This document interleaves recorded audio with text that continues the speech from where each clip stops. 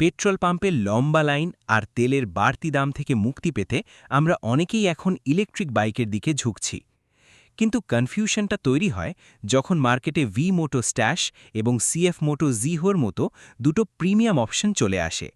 একটি স্পোর্টস বাইকের লুক, অন্যটি ফিউচারিস্টিক স্কুটার। আজকের ভিডিওতে আমরা এই দুটোর পারফরম্যান্স, রেঞ্জ এবং ফিচার নিয়ে ডিটেল তুলনা করব। চলুন শুরু করা যাক। শুরুতেই বলি ডিজাইনের কথা।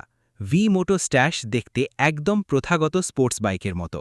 এর সবচেয়ে মজার বিষয় হলো, যেখানে সাধারণ বাইকের তেলের ট্যাঙ্ক থাকে, সেখানে আপনি চাইলে একটি ফুল ফেস হেলমেট রাখতে পারবেন। যারা বাইকের লুক পছন্দ করেন তাদের এটি দারুণ লাগবে। অন্যদিকে সিএফ মোটো জিহো AE8 হলো একটি ফিউচারিস্টিক স্কুটার। এর ইউনিক হেডলাইট এবং শার্প ডিজাইন আপনাকে রাস্তার সবার থেকে আলাদা রাখবে। বিল্ড কোয়ালিটির দিক থেকে সিএফ মোটো বরাবরের মতোই প্রিমিয়াম। ভি মোটো স্ট্যাশে আছে 9 কিলোওয়াট থেকে 15 কিলোওয়াট পিক পাওয়ারের মোটর।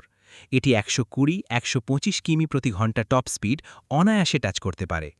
কিন্তু মজার ব্যাপার হলো, সিএফ মোটো জি হয় টর্ক। এটি মাত্র 2.6 সেকেন্ডে 0 থেকে 50 কিমি গতি তুলতে পারে, যা সিটি ট্রাফিকে রাজত্ব করার জন্য যথেষ্ট। দুটোতেই ডিস্ক ব্রেক এবং ABS সুবিধা থাকছে, তাই হাই স্পিডে ব্রেকিং নিয়ে চিন্তার কিছু নেই। একবার ফুল চার্জে এটি প্রায় 150 থেকে 180 কিলোমিটার রেঞ্জ দিতে সক্ষম ইকো মোডে।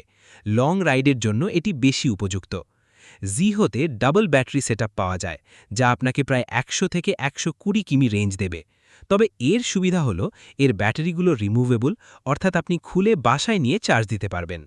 টেকনোলজির দিক থেকে জিহো কিছুটা এগিয়ে। এতে আছে smart TFT display, smartphone connectivity এবং GPS, ক্রুজ কন্ট্রোল এবং রাইডিং মোডস। ভি মোটো স্ট্যাশের ডিসপ্লেও বেশ আধুনিক এবং ক্লিন, যা রাইড করার সময় সব তথ্য স্পষ্টভাবে দেখায়। এখন আসি আসল কথায়, আপনি কোনটি কিনবেন?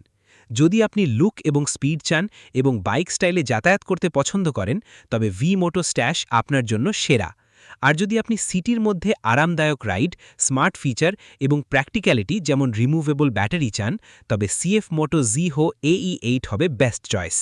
এই দুটির মধ্যে আপনার কোনটি বেশি পছন্দ? কমেন্ট করে আমাদের জানান।